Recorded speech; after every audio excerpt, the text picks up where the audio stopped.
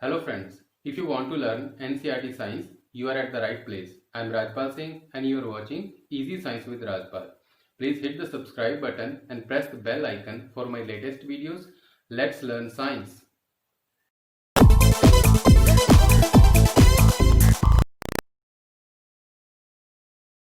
Welcome to the next video of the chapter Life Process. In this video, we are going to learn about the transportation in plants.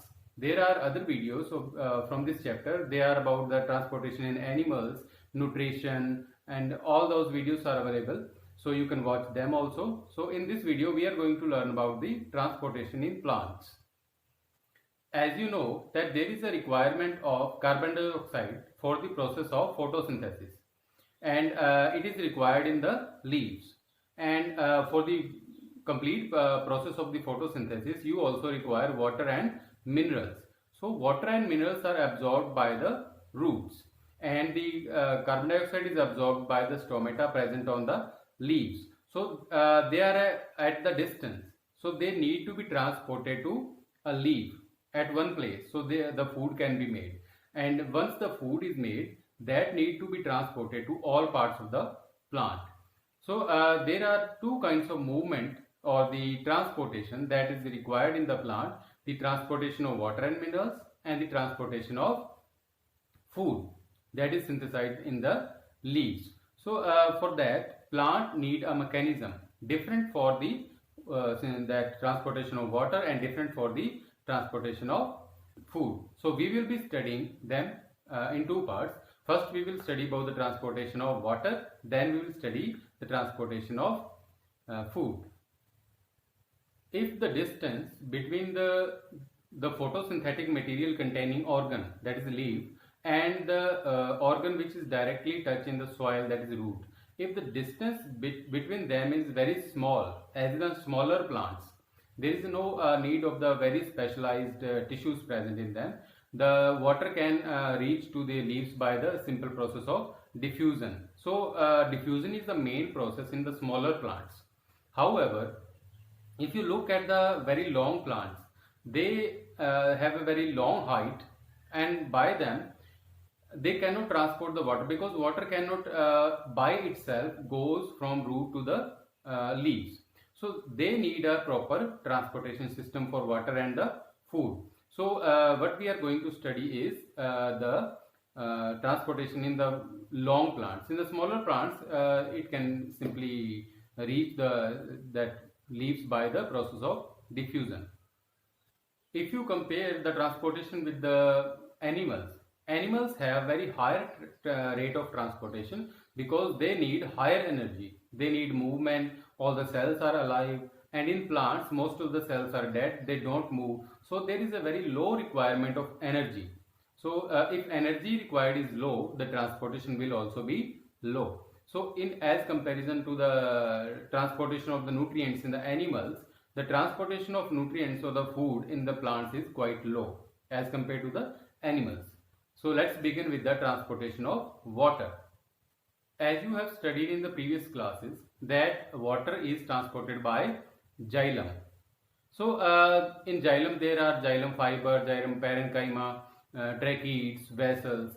So the xylem which is present in the roots, and that goes into the stem, then it goes into the leaf through the midrib. So all the stem, roots and the leaves, they have the interconnected water conducting tissue, that is xylem. So in the that roots and the stem, there is a that xylem is present in the bundles, so we call it vascular bundles. These all things you have studied in previous 9th standard, so we are not going to focus on that. We are going to focus how water is pulled up. So now you have understood what are the components which are acting by making a continuous column of water in the plants. These are xylem vessels and tracheids. So let's begin. So the transport of water depends on two things: the root pressure and the transpirational pull. These are the two parts by which the water is transported. So minerals also come along the water. So first we are going to study the root pressure. So how the roots create a pressure, or how the root takes up water? You know that has the root hairs, which is in direct contact with the soil. So water is also present in the roots, and water is also present in the soil. Why the water from the soil enters into the root? Because of the root pressure. How it is created? As you have studied in the previous classes, that a solution has a solute and a solvent. If concentration of the solute is higher somewhere, okay, the concentration of the solvent will be low. The concentration of the solvent is higher, then concentration of the solute will be low. So this you have understood.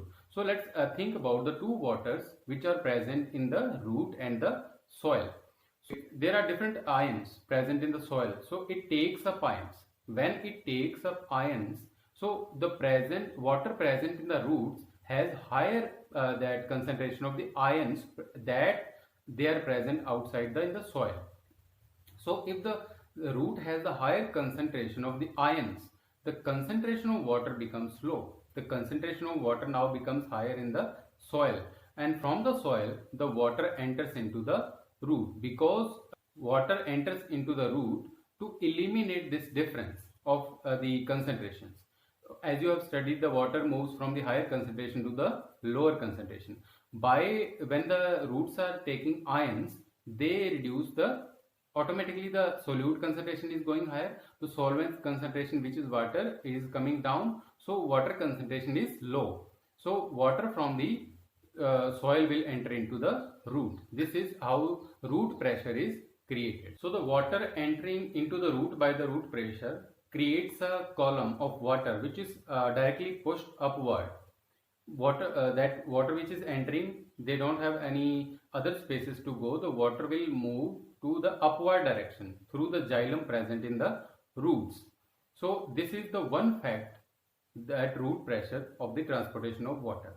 But if the plant is long enough, this pressure is not strong enough to push the water through the all parts of the plant. So we need another method, and that another method is transpirational pull or suction pull. We also call, in the smaller classes, we also call it suction pull.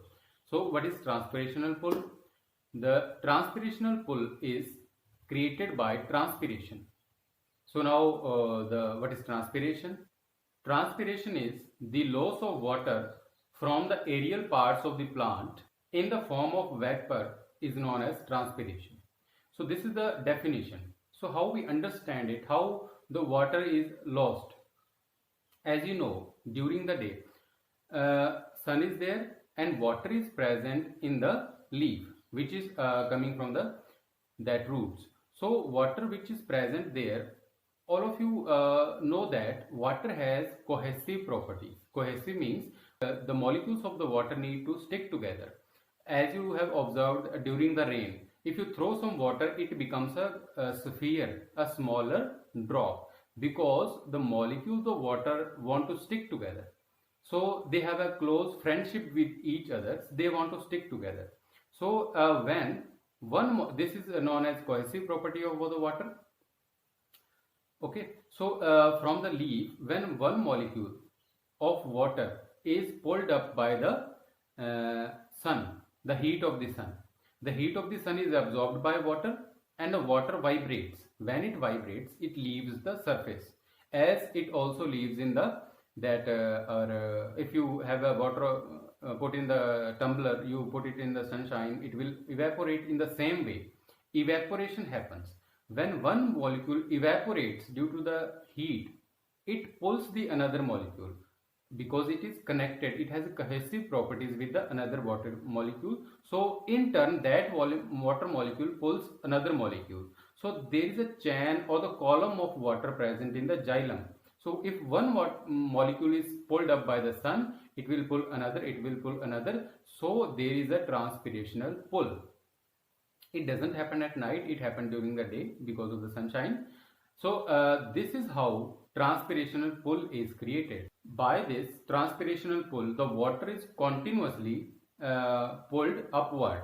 So in this way, water is reaching that leaves, continuously pulled by two methods, that is root pressure and the transpirational pull. In these both process, no energy is required, so it is a passive transport. The transport of food is active transport because energy is required in this. In this type of transport, there is no involvement of energy, so we call it passive transport. Okay, so other thing that you know, that there are vessels. From the vessel, the tracheids, they join together and they pull the water, so they provide a surface for the water. Okay, so now you have all about understood the how the water is transported by root pressure and by the transpirational pull. You have also understood how the root pressure is created by the difference of the ions. So let's understand the functions of the transpiration. It is absorption and upward movement of the water and minerals. This is caused by the transpiration. The second function is temperature regulation. As blood controls the temperature of our body, the water controls the temperature of the plant body and around it. If you sit under the tree in the shadow, you feel a little cooler than the outside, that is sunshine. This is due to the transpiration. So two functions are there. One is absorption and upward movement of water and minerals. The second is control of the temperature. So these are the two things by the transpiration. Now during the day what happens and during the night what happens? That root pressure happens during the day and during the night, but during the night the root pressure is higher because during the night there is no sunshine, so transpiration has stopped. What is the active process? That is root pressure. Due to this, you have observed the leaf of the grasses and the leaf of the tomato, cucumber. In them, as you see in this picture, there are small droplets of water. These are caused by the upward or the root pressure, because there is no now water is not being pulled up, so it accumulates on the leaves. This is due to the root pressure. Okay, so this also we call as guttation. Guttation is called because it is mostly happens in the night. Moving further, during the day there is a transpirational pull which is more active during the day because of the presence of the sunshine. So this is all about the transportation of water. Now let's understand the transport of food and other substances in the plant. So there is a term called translocation. By the translocation, the food and other substances are transported. So what is translocation? The transport of soluble product of photosynthesis from one part to the another part of the plant is called as translocation. So now what are the soluble that substances of the photosynthesis? These are mainly sugars, as sucrose, starch, and some minerals which can dissolve in the water, because by the water these substances will be transported into the plant. So you have understood the translocation. So what are the all substances? These are the food mainly. You have understood the starch is there, sucrose is there, there are amino acids. They are also transported in the plant. So these are all the materials which are transported in the plants. So what is the tissue? Again, the conductive tissue or vascular tissue, and we call it phloem. You have understood in the previous class that it has phloem parenchyma, phloem fiber, and there are two cells which are mainly responsible: companion cells and the sieve tubes. These two cells transport the food. So the companion cells help sieve tubes, and because sieve tube doesn't have their own nucleus, so it is helping and controlling the activity. As the sieve tube, you have learned in the previous class, has two ends, and these are called as sieve plates. And sieve plates are also perforated, means they have small holes present in them. So if you connect these all sieve tubes, it becomes like a long pipe. So companion cells, as companion, what they do, companions, they help each other. So that companion cell is live and it controls the activity of the sieve tube. That you have understood. As you know that the food is prepared by the photosynthesis in the leaves. From the leaves, the food need to be stored in different parts. in the roots and the stems. As we know that in carrot, radish, the food is stored in them. Turnip is also there. So in the stem also you can recognize some stems in them. The food is stored. So from the leaves, the food need to go into the storage organs, and it also need to go to the new buds. New branches are growing, and they also need the food to grow themselves. So the food need to be transported there also. The food need to be transported to the cells, live cells, because most of the plant is dead one. The cells are dead, so it need to be transported to the all cells also. If the flowering season is there, after that the fruit has to grow, so food need to be transported into the fruits also. So if we see all the process in the conduction of water, the water goes from root to the leaves. It is just one directional.